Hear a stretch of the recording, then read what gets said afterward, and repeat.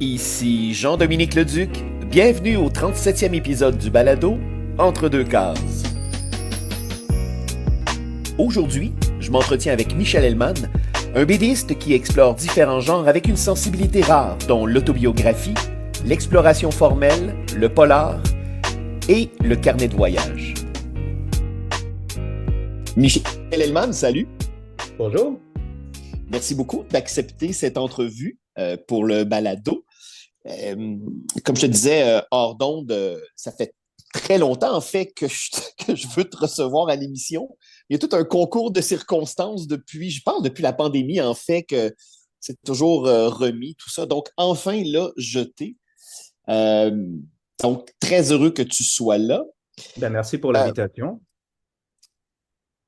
écoute, t'es un auteur et un artiste assez versatile.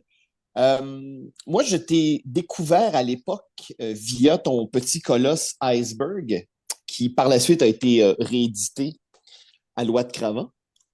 Euh, et donc là, on est dans tes débuts, en tout cas, on est dans l'expérimentation formelle, on est aussi dans le militantisme parce que ce petit album-là, qui est petit de format, mais qui est grand de cœur, euh, est assez inusité dans le paysage de la bande dessinée québécoise. Alors moi, je serais curieux de t'entendre. Bon, parce que cet album-là relate en fait une expérience nucléaire dans le Grand Nord. Donc moi, je suis vraiment curieux de t'entendre par rapport à la démarche de ce premier livre que tu as publié autour de 2010, si je ne m'abuse. Et comment ça t'a mené à la bande dessinée? Oui, alors, c'est clair que j'ai deux facettes à mon travail, hein. La bande dessinée plus traditionnelle, avec un style plus humoristique, et cette envie d'expérimenter, surtout avec le papier découpé, ou même les sacs de poubelle découpés dans le cadre du Petit Guide du Plan Nord. Mais Ouais. pour ce premier livre, Iceberg, ce qui a été vraiment l'élément déclencheur, c'est ma rencontre avec les Inuits, parce que j'ai fait un premier voyage dans le Grand Nord, invité par le magazine Géo Plein Air. Et donc, j'ai vu les paysages, évidemment, mais je me suis rendu compte, en découvrant la culture inuite, que je connaissais finalement très peu, et sur leur tradition, sur leur histoire, mais aussi sur leur art. Alors, je me suis penché sur les techniques de leur gravure et le graphisme qui m'impressionnait beaucoup. Donc, j'ai décidé d'utiliser la technique du papier découpé pour faire un clin d'œil au graphisme de la gravure inuite, parce qu'évidemment, je ne voulais pas faire semblant que j'étais inuit en essayant de faire moi-même de la gravure. Je trouvais que l'idée aussi d'utiliser du papier ligné pour faire les découpages évoquait bien la fragilité du Nord, parce qu'on voit même dans le papier que j'ai découpé, que j'ai déchiré en fait, les fibres, hein. Donc, Oui, tout à fait. ouais, voilà, donc ça représente euh, graphiquement, il y a un hommage à la gravure inuite, mais aussi on voit dans la technique peut-être une évocation de cette fragilité, le fait que ce soit muet aussi et qu'on comprend l'histoire seulement à la fin, parce qu'au début c'est en inuktitut et à la fin on comprend l'histoire lorsque c'est traduit en anglais et en français. Ouais. C'est quand même assez audacieux comme proposition et le travail au niveau du papier, on sent toute ben, comme tu dis, la fragilité, la délicatesse. Mais donc, on est dans une séquence narrative, mais en même temps, je veux dire, pour moi, on est euh, du côté de l'art, c'est-à-dire que chaque, chaque case, en fait, est une œuvre d'art en soi. Est-ce que, j'imagine que ça fait, j'ai pas vérifié, mais j'imagine que ça fait l'objet d'une exposition quelconque, ce travail-là. Oui, alors en France, il y avait eu une exposition, j'avais envoyé quelques planches. C'était dans le cadre de euh, je me souviens plus exactement le titre, mais en tout cas, c'était l'organisation Shifumi qui l'avait présenté. Et il faut quand même se rendre compte que là, dans le livre, c'est très bien présenté, mais il y avait beaucoup d'essais-erreurs pour quelque chose de délicat comme ça. Donc, j'ai fait l'assemblage après sur Photoshop, mais c'est pas des belles séquences comme ça sur les planches originales. Il y en a quelques-unes où ça fonctionnait OK. bien, celles qui ont été vendues justement, malheureusement, mais sinon c'est parfois juste une case comme ça, toute seule sur un fond noir. Euh, malheureusement, c'est le genre d'exemple où ça apparaît mieux sur la bande dessinée comme produit final que dans les originaux où c'est présenté sur les murs. C'est vraiment impressionnant. Donc, tu as travaillé, avant de passer dans la portion Photoshop et informatisé, donc tu as vraiment travaillé avec un exacto pour tailler tes pièces de feuilles lignées. Comment tu as procédé? Oui, ben alors c'était un exacto. J'ai appris après à développer un peu cette partie-là d'expérimentation lorsque j'ai fait le petit guide du plan Nord, parce que là, c'était sur des sacs poubelles. Donc là, je me suis rendu compte des petites techniques. Là, changer la lame souvent, et aussi de découper sur une vitre plutôt que de découper sur une planche en mousse, comme on fait souvent, parce que Ouais. ça glisse mieux en tout cas. Ben, donc là, c'était vraiment de laisser erreur.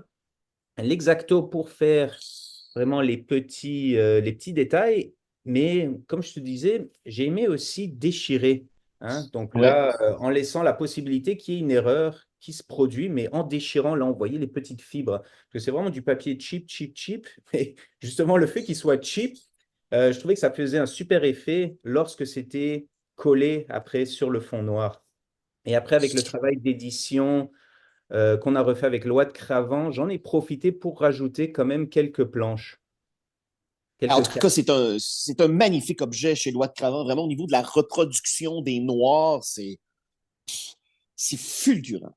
Oui, ben Benoît Benoît Ouais. Chapuis, l'éditeur de Loi de Cravant, il fait vraiment un très beau travail d'édition. Et puis il a vraiment soigneusement fait en sorte qu'on voit tous les détails du travail pour cette bande dessinée. Alors, c'est assez inusité, Michel, d'amorcer sa carrière d'auteur de bande dessinée avec un album objet expérimental de cette nature-là. Parce que, comme je l'ai dit, on est dans un découpage narratif séquentiel. Bon, évidemment, c'est muet et on se passe de texte de toute manière parce que je veux dire, tout est là. Euh, Moi, la première fois que je t'ai lu dans Le Petit Colosse, c'est fou parce que j'ai vécu une expérience où je lisais à la fois une bande dessinée et où j'avais vraiment l'impression d'être au musée, de visiter une exposition thématique. En fait, je pense que c'est, avec le petit guide du plan Nord, je pense que c'est les deux seuls cas de figure où ça m'est arrivé. Donc, euh, je trouve ça quand même assez audacieux comme début dans la bande dessinée, d'amorcer comme ça. Alors, lorsque tu travaillais sur Iceberg, est-ce que tu avais déjà amorcé le travail de ton premier album, disons plus classique chez Papa, Myland? Oui, oui, oui. Alors, je faisais un blog en parallèle, un blog sur lequel je mettais des anecdotes, des petits dessins, des croquis, et ce qui était vraiment, c'était l'époque des blogs, hein. Je regardais ce qui se faisait ailleurs, mais le blog que je faisais moi, je l'avais fait en me disant que je m'adressais à des amis, à la famille en France, donc je leur parlais de choses spécifiques de Montréal. Mais petit à petit, il commençait à avoir de plus en plus de lecteurs de ce blog. Et c'est dans les ateliers de Jimmy Beaulieu, ce qui donne au Cégep du Vieux-Montréal, que j'ai rencontré Luc Bossé, Sylviane, Vincent Giard. En tout cas, il y avait toute cette petite gang. Et Luc commençait sa maison d'édition, Pau Pau, et il m'a proposé, il m'a dit, écoute, tes petits dessins de blog, là, ce serait cool, on les réunit ensemble, t'en fais d'autres, on trouve un fil conducteur, et on lit ça avec le thème du quartier Myland et c'est devenu la bande dessinée Myland. Et c'est vraiment dans ces ateliers que ben, le partage que j'ai pu faire avec ces autres auteurs sont tous continués dans la bande dessinée. Euh, mais c'est aussi une manière, en suivant ces ateliers, que je me suis permis aussi de voir d'autres manières de penser. C'est Iceberg, c'est aussi venu à travers ces ateliers-là. Cette idée de se lancer dans l'expérimentation, de réaliser qu'il y a plusieurs manières de raconter une histoire à travers la bande dessinée. C'est pas nécessaire de se cantonner dans un seul style. Ouais, mais dans le cas de Iceberg et de Plan Nord, on est aussi. du- donc, tu l'ornes aussi du côté des beaux-arts, finalement. Et c'est ça qui est génial. C'est que tout à coup, il y a une transmutation de l'œuvre. Et ça permet d'aller chercher des gens qui sont peut-être encore réticents au médium de la bande dessinée parce que ça existe, hein? Mhm. même si elle est beaucoup moins nommée qu'avant, notamment par le milieu des beaux-arts. Mais je trouve ça justement intéressant parce que pour moi, c'est un album passerelle. Et en plus, c'est un album qui s'intéresse à la communauté inuit. Encore là, dans la bande dessinée québécoise, je veux dire, c'est très, très, très, très, très récent, tout à coup, qu'elle s'intéresse à ce qui se passe ailleurs du sud et des grands centres urbains. Mhm. Oui, je trouve qu'il y a eu quand même un cheminement qui a été fait dans les dernières années, mais c'est vrai que Ah quand j'ai oui. sorti Iceberg et même Nunavik, on parlait encore très très peu de la réalité autochtone et encore plus de ce qui se passait dans le Grand Nord avec les Inuits. On a l'impression que c'est loin, c'est un autre monde.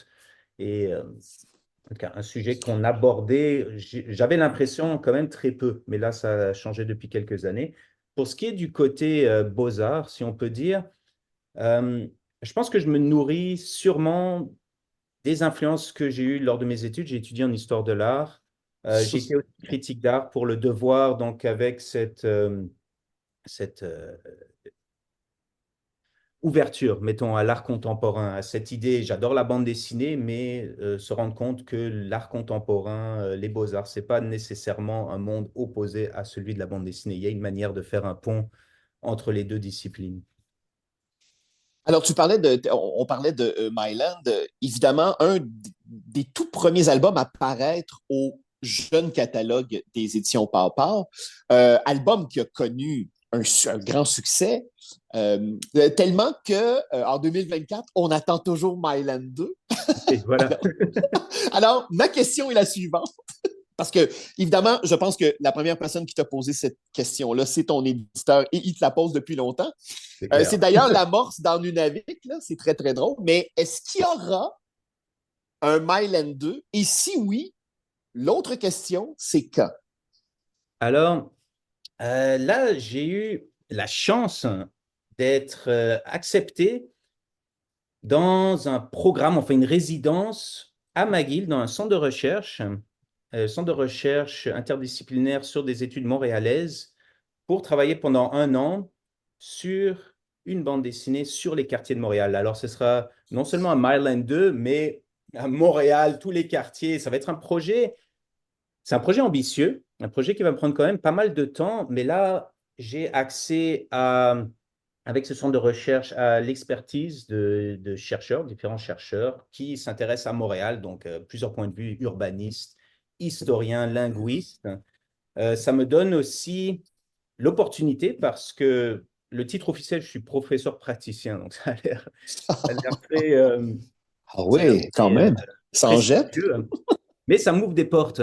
Alors, OK. je fais un travail de BDiste où je vais représenter à travers la bande dessinée la réalité des différents quartiers. En fait, j'ai l'impression que McGill m'a donné une occasion en or, hein, de à la fois utiliser le médium de la bande dessinée pour parler d'un sujet qui est quand même intéressant, les quartiers de Montréal, montréalais, mais aller au-delà de, du simple portrait léger, si on peut dire, et vraiment présenter un livre qui pourrait avoir beaucoup de substance. Hein, voilà, c'est tout simplement tout ce que je voulais dire.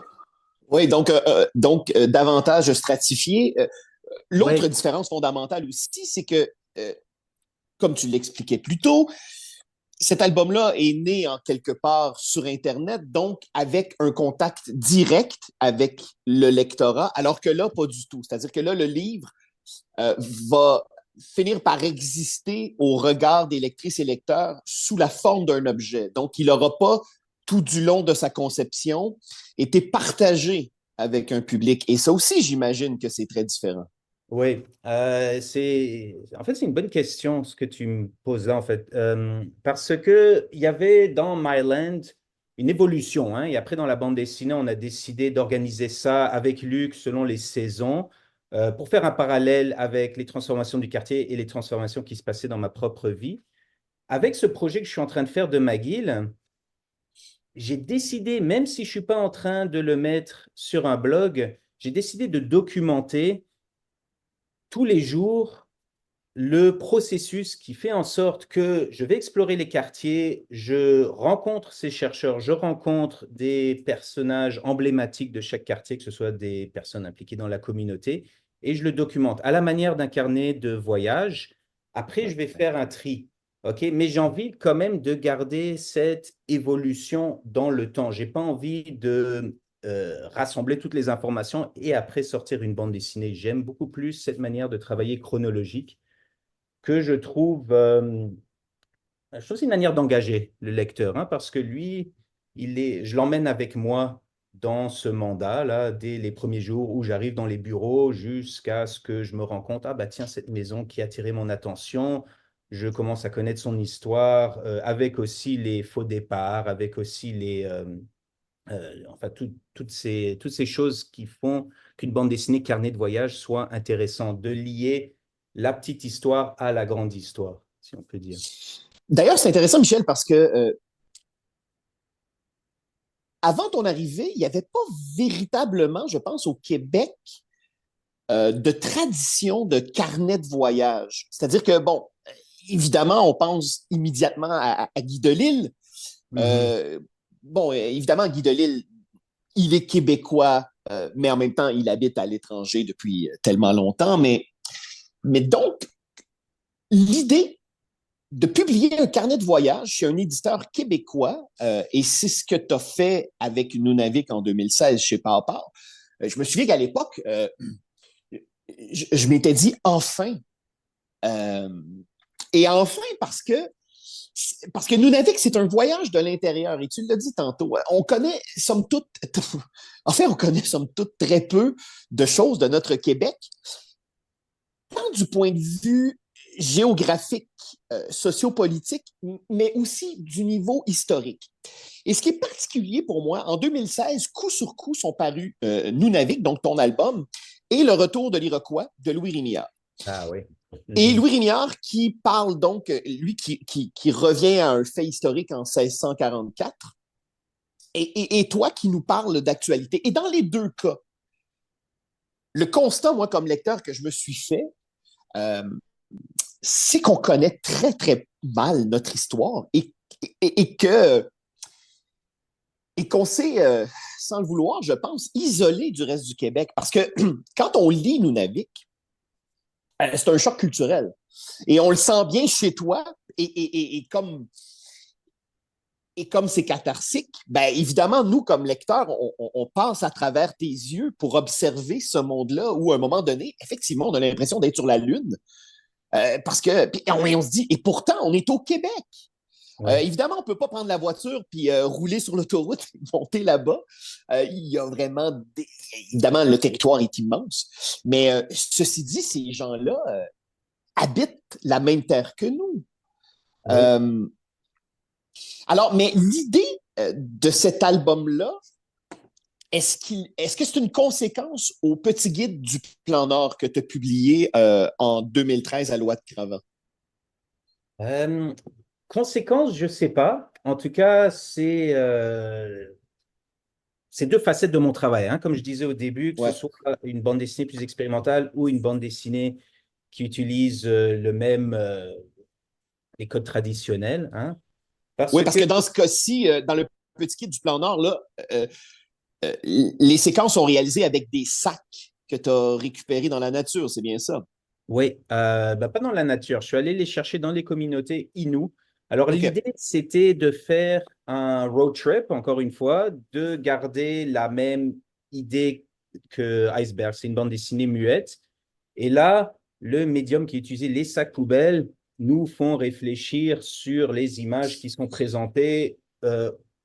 Alors, dans cette idée de road trip, il y a un nord idéalisé qui est confronté à un nord réel. Alors, la référence ici, dans Iceberg, c'était une référence à la gravure inuite qui m'intéressait beaucoup. Là, la référence, c'est aux paysagistes canadiens. Cette tradition, les plus connus, c'est le groupe des Sept qui Ouais. allait définir une identité nationale à travers l'art en représentant des grands paysages vierges, hein, pour montrer cette idée du Canada, euh, les grands espaces.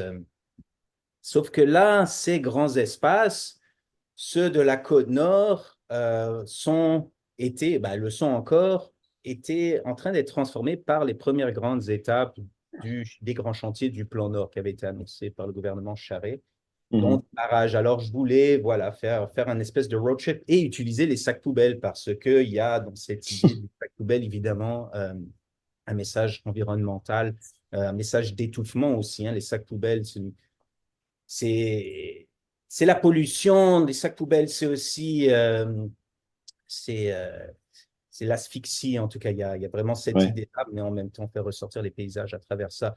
Pour ce qui est de Nunavik, ce que je voulais faire, c'est garder le même personnage que je vais encore utiliser dans mon projet que je fais sur les quartiers montréalais, que je vais encore utiliser pour d'autres projets de bande dessinée, qui me représente, qui est mon avatar, Mhm. et montrer ce personnage sortir du Myland, le quartier devenu touristique, devenu le quartier de la mode, des restaurants, et aller à l'autre extrémité de ce côté. Voilà, il y a mettons,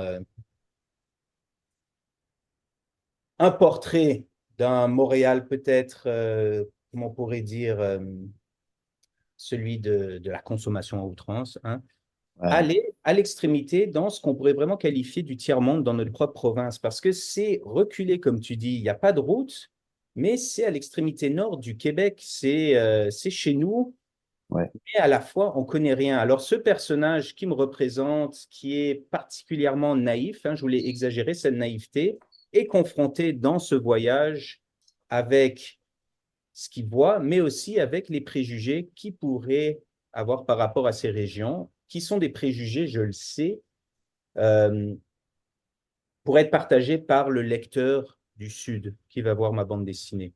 Hein, parce qu'on a beaucoup d'idées reçues quand même, beaucoup d'ignorance et Ouais. beaucoup d'idées reçues par rapport aux Inuits et aux Premières Nations en général. C'est fou parce que pour l'anecdote, lorsque j'étais adolescent, moi, je travaillais pour la chaîne de restauration rapide de McDonald's.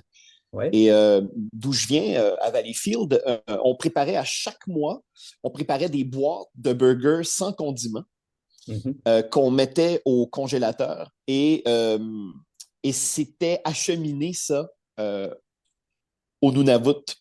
Donc, OK.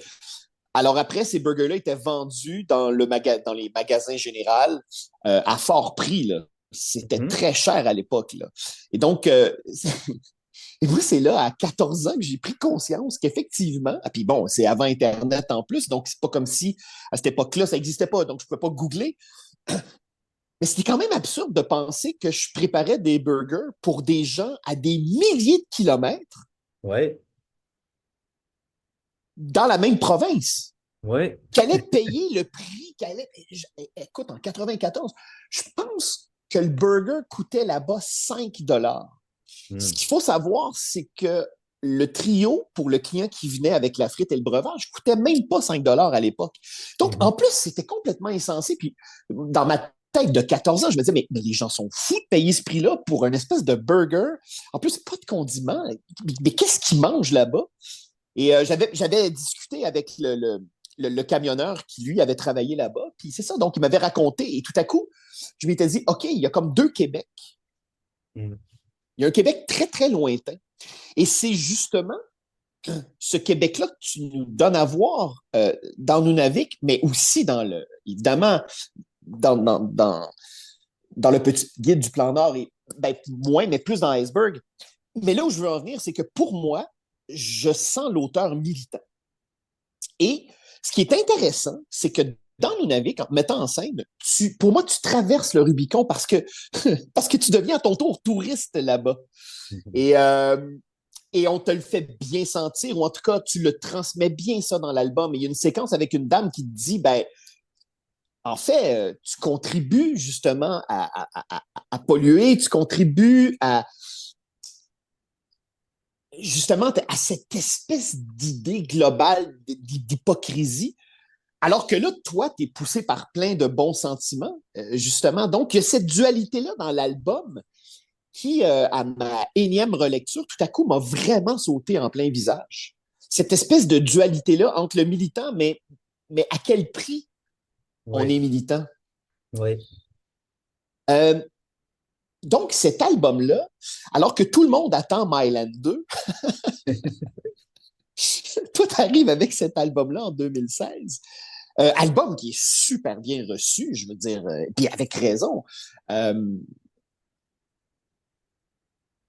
Est-ce que, en quoi cet album-là, qui est un peu l'aboutissement, ou en tout cas la suite logique de tes précédents travaux, en quoi cet album-là a transformé ta manière comme artiste d'aborder la bande dessinée? Je me suis rendu compte du potentiel de la bande dessinée, déjà, hein, parce que c'est vrai que ça a été bien reçu, ça a été beaucoup acheté dans les écoles, donc mis dans des programmes où j'ai rencontré beaucoup d'étudiants qui étudiaient ça. Donc, c'était leur manière pour eux d'avoir cette introduction à cette réalité. Et pourtant, il en existe des livres sur le Nunavik, Ouais, sur le Nord. Mais le fait que ce soit une bande dessinée, justement parce qu'il y a ce langage accessible, ce langage ludique, permet de faire passer un message. Je me suis rendu compte aussi que c'était pas mon rôle à moi de, de présenter. J'ai aucune certitude, on peut dire ça. Et je voulais le présenter ça dans mon personnage. Je me questionne, comme tu dis, je suis là. Euh, Avoir eu ces expériences dans le Grand Nord, ça m'avait profondément marqué. Je voulais en faire une bande dessinée, mais il faut parler de ça, de ce paradoxe, d'être là, d'être le personnage qui veut témoigner de ce qu'il a vu, mais en même temps, est-ce qu'il est en train de faire le voyeur, à ce que dans ce portrait qu'il est en train de faire, euh, il y a une forme de colonialisme aussi. Alors, il y a toutes ces questions que je me pose, j'ai envie que le lecteur se le pose aussi. Je ne suis pas en train d'arriver avec des conclusions et je- ben, ce que je trouve intéressant de l'album aussi, c'est que ça m'a. J'ai fait un parallèle avec les photographes de guerre. Par Mhm. exemple, les photographes ou les journalistes de guerre sont là pour rapporter ce qui se passe sur le terrain, mais on ne peut pas demeurer insensible à ce qui se passe autour de nous. Et, et à un moment donné, ouais, la neutralité, ça, ça n'existe pas. On est profondément humain, donc à un moment donné, ça finit par nous contaminer. Et c'est ça que je trouve beau dans ton album. Et je retrouve ça, moi, en lisant Joe Sacco, en quelque part. Cette Ouais. espèce de dualité là où le journaliste doit laisser la place aux militants et inversement, et comment marcher sur ce fil de fer sans jamais tomber. Moi, il y a une séquence, Michel, et c'est la séquence qui conclut Nunavik, que je trouve tellement puissante. Et pour moi, c'est ça la bande dessinée. Et c'est la double page où on te voit à la toute fin, le dernier jour, juste avant de quitter puis de prendre l'avion pour revenir dans le sud. Il y a une horde de caribous. Hein? D'ailleurs, il y a des documentaristes qui se font chier, qui essaient de les attraper, qui ne les trouvent pas. Et alors que toi, tu ne les cherches pas du tout, la dernière chose que tu vois avant de sauter dans l'avion, c'est ça. Et à la page suivante, on te retrouve le même air ébahi en plein milieu d'une rue dans le Myland, tout autant surpeuplé. Euh, et quand on regarde la juxtaposition de ces deux pages-là, on se demande qu'est-ce qui est le plus déroutant? Exactement. Voilà, ça, c'est au lecteur de se poser ces questions. Je suis content que tu la soulèves. J'aime bien cette fin aussi, cette double page. Voilà, le lecteur se retrouve et il se demande, voilà, où est-ce que je me situe par rapport à ces deux formes d'exotisme finalement. Voilà, parce qu'au final, euh, ce que je retire de cette lecture-là, c'est à quel point la Terre ne nous appartient pas au final Mhm. et que on demeure, je pense, d'éternels nomades face à ça. C'est sûr que les choses ont changé. On a une certaine sédentarité, mais on cherche toujours finalement à s'enfuir de quelconque manière. Oui. Euh, donc, il y a aussi cette dualité-là. Ah ben, c'est bien dit, j'aime ça. J'aime cette formule que tu as utilisée, oui, tout à fait. Et Et tu as tellement excellé avec cet album-là qu'on se dit, bon, ben alors Michel Hellman est lancé maintenant, nous allons avoir des carnets de voyage, etc. Et pas du tout. Parce que ton projet suivant est aux éditions de La Pastèque, euh, un polar, un roman policier scénarisé par André Marois. Donc, album qui s'intitule Débarquer. Donc, première collaboration avec un scénariste. Oui, oui. Alors, c'est comment, Michel, pour la première fois de sa carrière, tout à coup de partager un travail, d'être au service d'un scénario en amont et d'aborder le genre aussi. Parce que là, tout à coup, tu nous sors complètement des précédents travaux. Alors, c'était comment cette expérience-là? Oui, ben, je voulais sortir de ma zone de confort. C'est Fred à la Pastèque qui m'a écrit pour me proposer ce projet. J'ai lu le scénario d'André et je me suis dit, ah, mais ça me... J'ai pas l'impression que c'est quelque chose qui me représente nécessairement. J'ai l'impression que moi, je fais plus du travail de l'autofiction, style beaucoup plus humoristique dans mes bandes dessinées traditionnelles ou alors vraiment dans l'expérimental. Mais je me suis dit justement que ce serait bien hein, d'essayer autre chose. Et aussi, j'ai trouvé que l'histoire d'André, déjà, c'est un super scénariste, hein. Ça, c'est clair. Ah oui. Il y a une bonne Oui. chose à apprendre de travailler avec un scénariste, c'est comment une histoire bien organisée, parce que moi, c'est pas du tout comme ça. Lorsque je fais mes bandes dessinées, ça va dans tous les sens, il y a une arborescence, puis ça finit par se faire un album, là, mais là, c'est vraiment une histoire bien montée avec toutes les règles d'un bon scénario. Et je trouve que c'était une histoire courageuse aussi parce que il y a euh, cette manière de parler de notre rapport à la différence. Et dans ce cas-là, les personnes handicapées, c'est une histoire très noire, mais en fait, le lecteur est confronté avec ses propres réactions par rapport à Ah oui.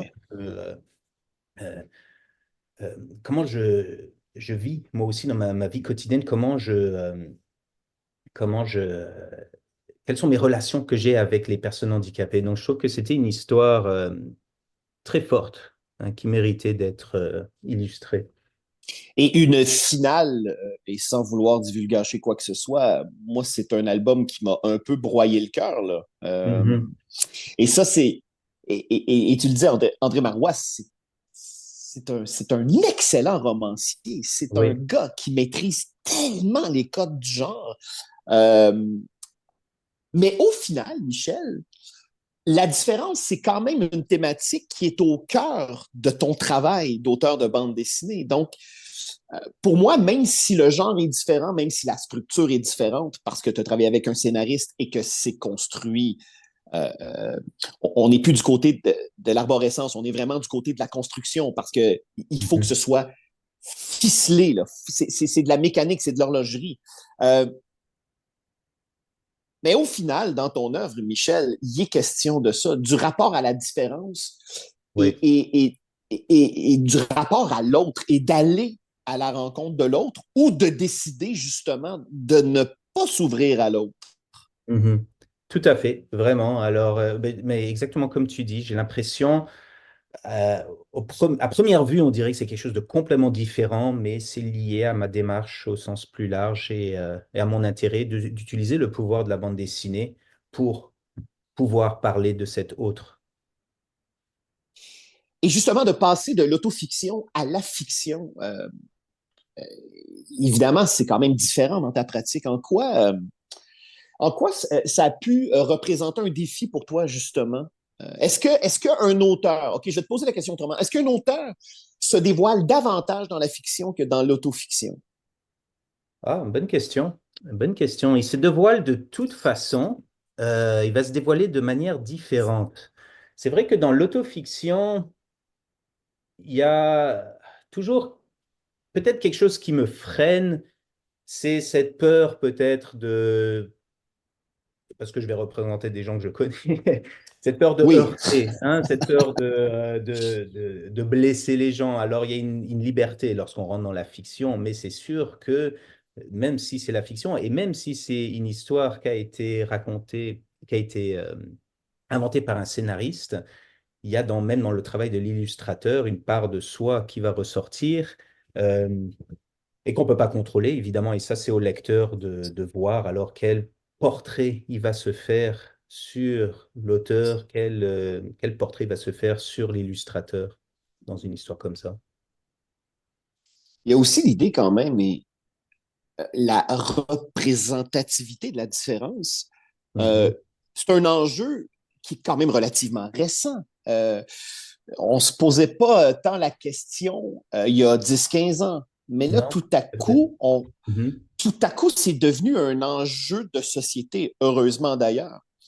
Oui. Euh, Ben, on se pose les bonnes questions, tant mieux. Il ne faut pas que ça aille dans l'autre extrême où ça freine le travail des mhm. créateurs, justement, parce qu'ils s'auto-censurent avec cette idée que, ah, peut-être je suis en train d'aller sur la mauvaise voie. Donc, du moment qu'on se pose les bonnes questions, je trouve que le débat a certainement fait progresser les choses dans le bon sens. Après, il ne faut pas tomber dans dans l'autre extrême, qui est de se censurer, voire aseptiser son travail de peur de, voilà, Et c'est choquer. intéressant aussi, Michel, parce que l'année précédente ou quelques mois à peine plus tôt paraissait Le Petit Astronaute de Jean-Paul Mhm. Hyde, où il Oui, est oui, évidemment question d'un enfant lourdement handicapé et la thématique de la différence est abordée dans une toute autre tonalité.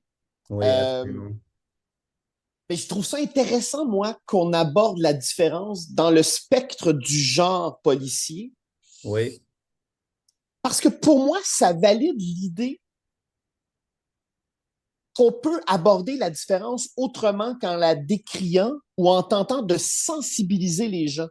oui, Euh, ou en la rendant L'autre, complètement invisible aussi, parce que oui, Jean-Paul, il m'avait encouragé à prendre ce scénario et à le dessiner. Il m'a dit non, non, c'est une histoire qu'il faut raconter. Et c'est vraiment Jean-Paul qui m'a, en me donnant, en me faisant réaliser l'importance de raconter ce genre d'histoire. C'est lui qui m'a permis de me lancer dans ce projet-là.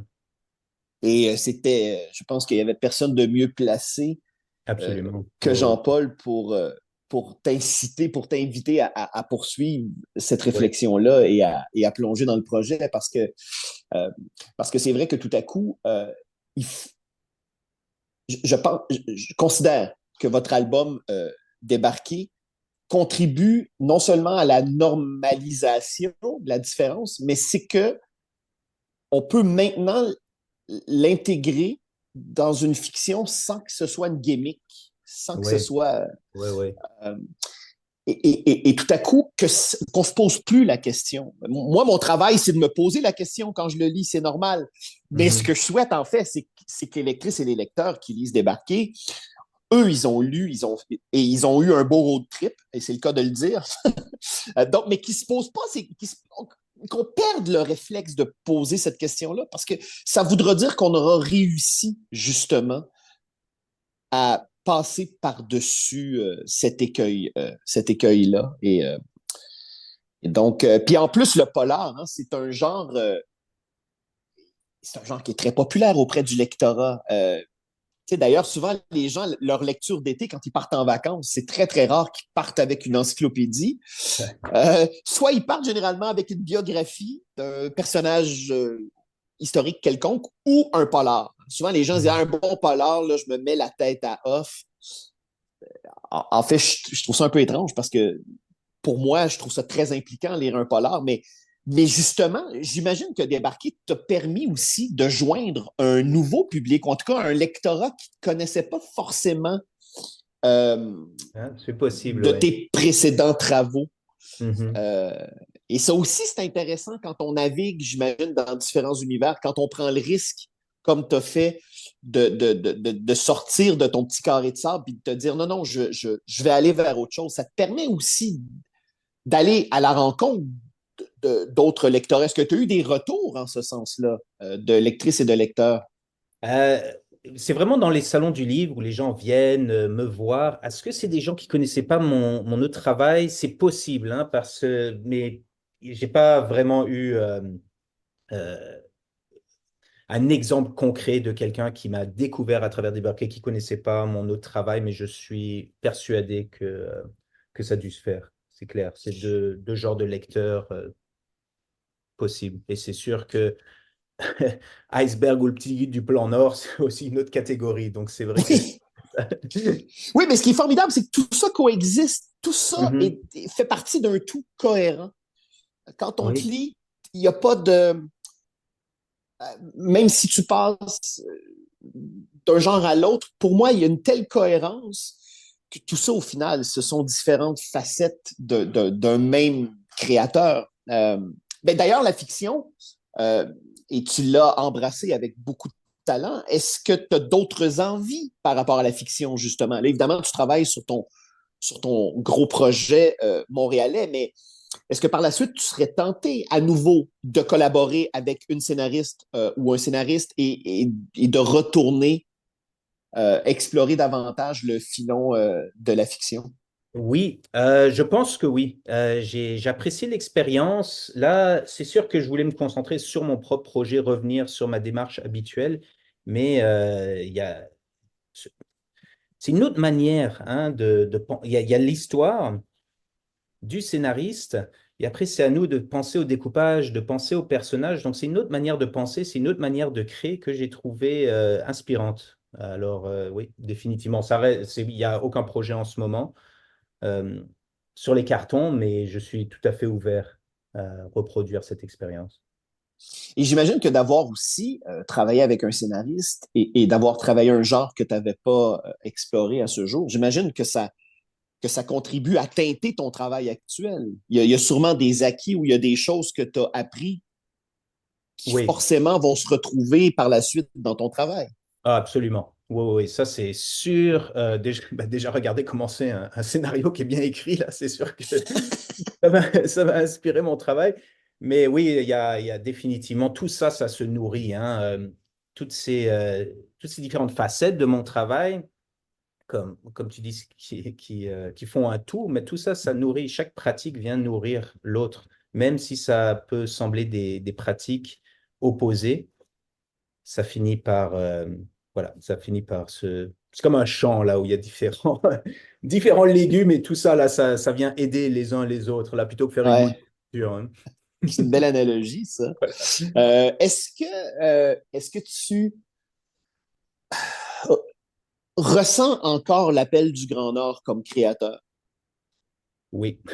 Alors là, il y a le grand projet sur Montréal avec le Mhm. crème à McGill.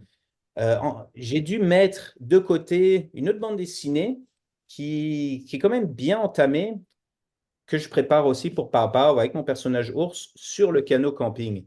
Alors, aller au-delà du canot camping comme simple loisir, donc c'est évidemment une exploration des grands territoires du Nord. Il y a le côté autobiographique, autofiction, parce que je parle de mes expériences, j'en fais depuis longtemps, et là, je parle de mes expériences avec mes deux garçons, on part régulièrement en canoë. Donc, Ah ouais. parler d'expérience de jeune père avec ses enfants, mais aller au-delà, parler du canot comme symbole lié à l'identité nationale, symbole autochtone, très important, donc vraiment, et puis parler aussi de l'histoire du canot. Donc, encore tous ces sujets qui m'intéressent, fait dans le même style que Myland et Nunavik. Tu sais, je te parlais de Louis Rémillard un peu plus tôt durant Ouais, l'entrevue, mais Louis Rémillard, il faudrait vraiment que vous ayez faire du canot ensemble c'est clair. parce que Et lui aussi, j'adore son ouais, style, sa bande dessinée muette, là où on voit juste la voiture qui s'enfonce dans le nord avec le canoë sur le toit et puis passe à travers différents paysages. Je trouve ça absolument oui, génial. voyage en zone d'exploration. Voilà, Ouais, ouais, exactement. ouais. Ben, je trouve qu'il y a vraiment une parenté entre vos œuvres respectives. Et je pense que ce qui les lie, c'est l'amour et le respect et la curiosité. Mhm. Euh, et ça fait un bien fou de vous lire en ce sens parce que c'est un rappel à l'ordre. Bon, de jeunes enfants, j'ai deux filles qui sont maintenant adultes. Moi, je me souviens quand j'allais aux rencontres de parents à la petite école, le cours d'histoire, quand j'ai mis le nez ben, je trouvais que c'était d'une aberration abyssale. Et je parlais au professeur d'histoire, je dis, mais c'est d'une connerie monumentale. Puis bon, évidemment, il y a tout l'aspect politique qui est au pouvoir. À chaque fois, on révise l'histoire, on révise les bouquins, tout ça, mais c'est complètement débile. On connaît rien. On se ferme, non seulement on se ferme les yeux, mais on se ferme l'esprit. Il n'y a pas de curiosité. Il n'y a Mhm. pas d'envie vers l'autre. C'est comme si on vivait en vase clos.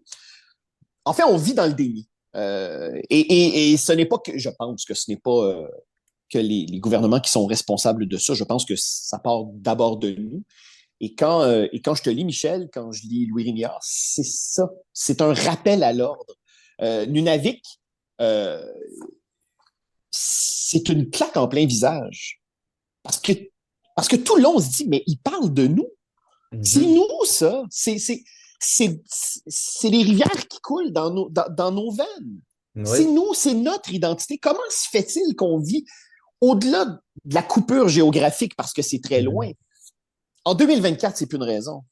Oui, absolument. Ben, et c'est s'il y a une manière d'utiliser la bande dessinée pour stimuler cette curiosité, je trouve que c'est fantastique. C'est vraiment le pouvoir de ce médium quand on y pense, parce que ça prend pas énormément de moyens pour créer une bande dessinée. Après, il faut trouver une manière de la diffuser, mais là, il y a l'Internet Hmm.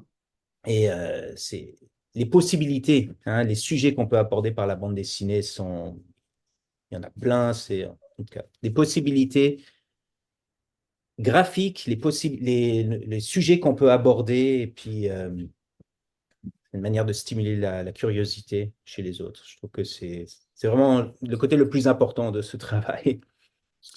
Est-ce qu'on pourrait te revoir aussi loger à nouveau du côté de l'expérimentation graphique, comme ce fut le cas pour Iceberg et le petit guide du plan Nord? Parce que, euh, parce que en relisant ces albums-là, il y a encore là une puissance d'évocation telle que moi, comme lecteur, je me dis, ben, j'en veux d'autres. Et nécessairement, je te pose la question, mais je me doute bien de la réponse. J'imagine que tu le portes encore en toi, ça, cette envie-là d'aller de ce côté-là aussi. Oui, absolument. Je travaille beaucoup avec les carnets, hein, donc je fais des croquis et tout. Je me promène dans Montréal en ce moment, beaucoup dans les quartiers avec ce projet de McGill. Je dessine, mais il y a dans ces carnets une manière de représenter. J'utilise les carnets pour représenter ce que je vois, mais il y a toujours des expérimentations. Ça fait partie de ma démarche. Alors, il y en a beaucoup, ça reste pour moi. Et après, petit à petit, est-ce qu'il y a un déclic qui va se faire? Est-ce qu'il y a une possibilité pour continuer quelque chose, en faire un album? Mais je vois même quand je regarde cette collection de dessins que je fais, qu'il y a une part dessin d'observation et il y a toujours de l'expérimentation, que ce soit des papiers que je trouve par terre ou que je vois un médium qui m'intéresse, j'essaie des choses différentes. Ça fait toujours partie de ma démarche. Et c'est intéressant parce que, bon, tu as suivi l'atelier de Jimmy Beaulieu au Cégep du Vieux-Montréal. En fait, Oui. c'est à se demander qui ne l'a pas suivi. Mais Jimmy Beaulieu encourage beaucoup cette idée de la pratique plurielle, Oui. d'expérimenter avec les différents outils par rapport à sa pratique de bande dessinée, d'essayer des nouveaux outils tout à coup parce que ça change, ça impacte la manière de travailler. Mhm. Euh, donc, toi, le carnet, c'est au cœur depuis toujours, en fait, de ta pratique.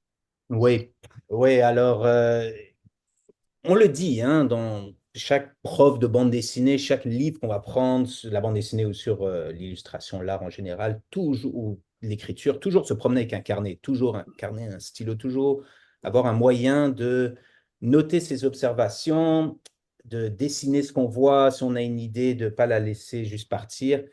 Et après, ça devient plus facile aussi. Il ne faut pas que le carnet, ce soit quelque chose qu'on veut garder, qu'on veut exposer, qu'on veut montrer sur Instagram. Il faut que ce soit un brouillon, il faut que ce soit un endroit où on se sent libre de faire ce qu'on veut, mais qui soit aussi un refuge, hein, où on peut mettre ses pensées, on peut mettre, aller dans l'humour, faire vraiment tout ce qu'on veut dans ce carnet, on le garde pour soi. Petit à petit, dans ces choses qui peuvent paraître juste des brouillons, n'importe quoi, on commence à avoir un fil conducteur, hein. Donc, il y a notre vrai moi qui se dévoile à travers ça, que ce soit dans le développement d'un style artistique, hein, parce qu'après, on trouve des raccourcis hein, pour représenter ce qu'on voit. On trouve des solutions à des problèmes. Donc là, il y a un style qui commence à apparaître, mais il commence à y avoir aussi hein, une voix propre, euh, peut-être dans ce qui nous intéresse, dans la narration. En tout cas, le carnet, je trouve que c'est la meilleure manière de progresser, évidemment, mais c'est aussi une manière d'apprendre à se connaître soi-même. Je trouve ça toujours fascinant quand j'ai accès à un carnet d'un artiste. Il y a quelque chose de profondément intime, donc évidemment, il ne faut pas être évasif, euh, euh, mais en même temps, je trouve qu'il y a quelque chose de magnifique et de puissant dans le carnet parce que c'est de se donner la permission de se tromper, Ouais, d'expérimenter, d'essayer des choses et de ne pas penser tout de suite au produit fini, à l'œuvre dans sa finalité, mais vraiment dans sa pulsion.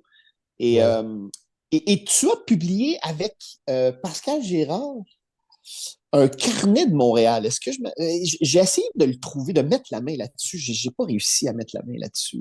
Oui, ben ça, c'est sur le Myland. Donc, c'est une petite publication qui a qui a été préparée par l'organisme d'histoire du Myland.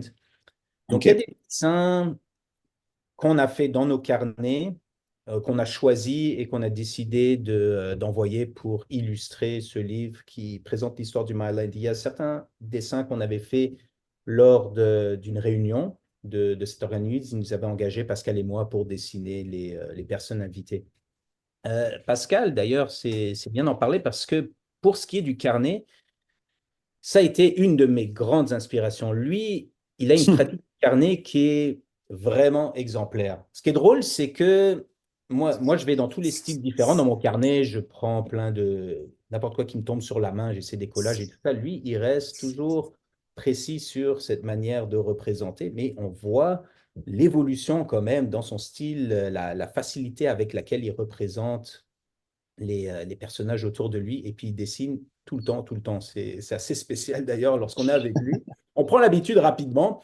C'est presque antisocial. On s'assoit, je sais pas, dans un restaurant, dans un bar, il va juste dessiner tout le temps, mais finalement, c'est, c'est, c'est de la magie hein, de voir, de regarder tous ces carnets, de regarder tous ces dessins là.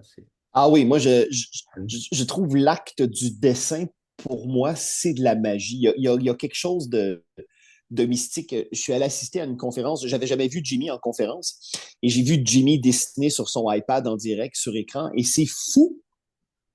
En trois traits, Mhm. l'action, la perspective, l'émotion, tout est là. C'est magique. Il y a quelque chose pour moi de chamanique là-dedans. Moi qui est si mauvais en dessin, pour moi, c'est hors de portée. Donc, d'assister à ça, c'est pour ça que de voir un artiste travailler dans ses carnets, beaucoup plus qu'en dédicace d'ailleurs.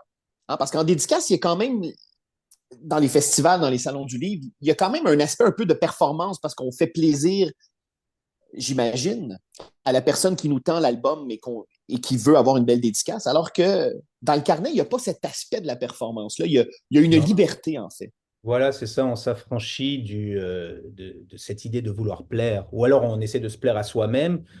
Mais quand il y a le regard de l'autre, ça peut nous freiner. Idéalement, dans le carnet, il faut qu'on soit en mesure d'aller au-delà de ça, de se pousser soi-même, même si le dessin est absolument affreux, on s'en fiche, on continue, on en fait un autre. Je pense que c'est Guy Delisle qui disait, on a toujours un bon dessin en soi, mais il faut en faire 100 mauvais pour le faire sortir. Et c'est en fait à faire le carnet, voilà.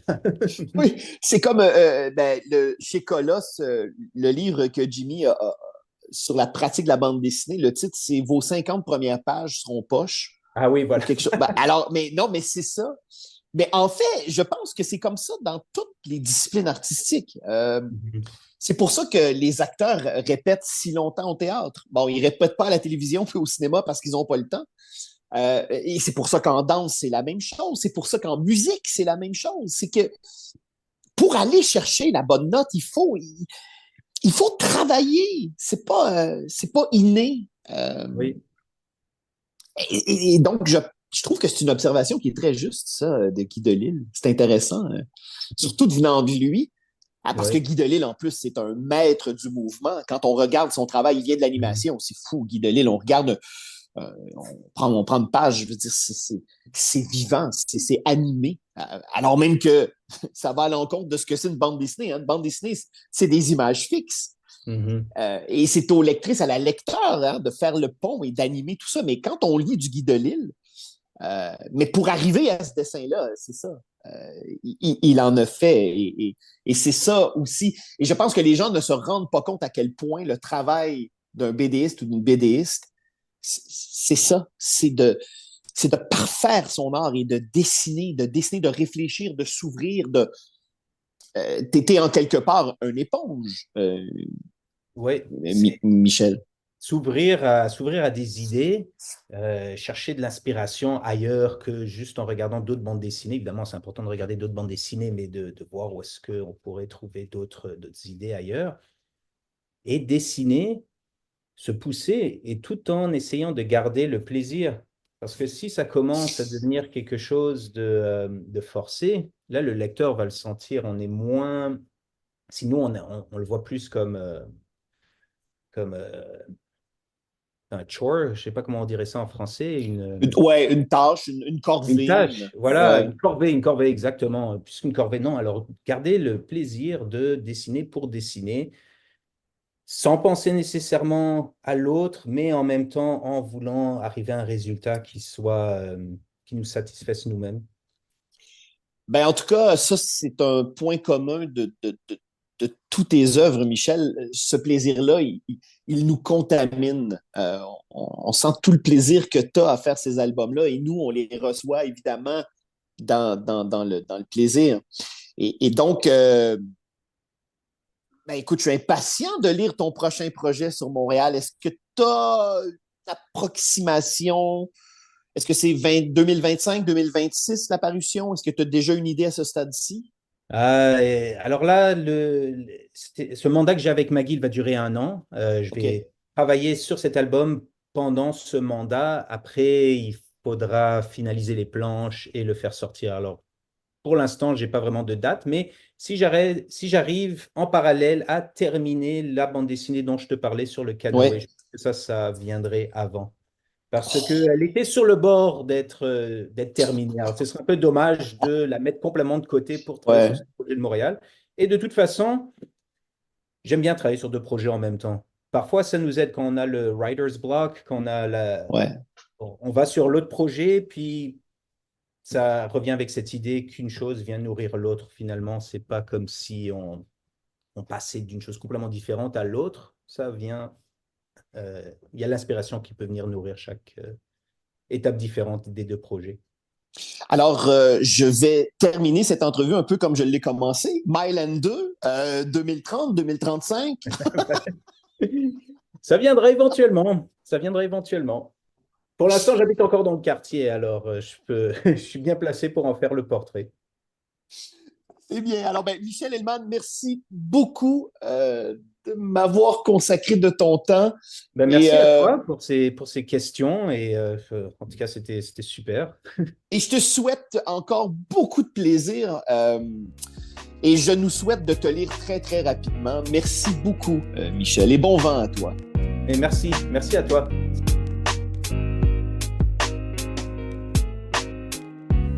Pour suivre Michel Hellman, rendez-vous au michelhellman.com. Indicatif sonore, Xavier Pinchot. Pour suivre mes différentes activités de médiation culturelle en bande dessinée, rendez-vous au jean-dominique-leduc.ca. À bientôt.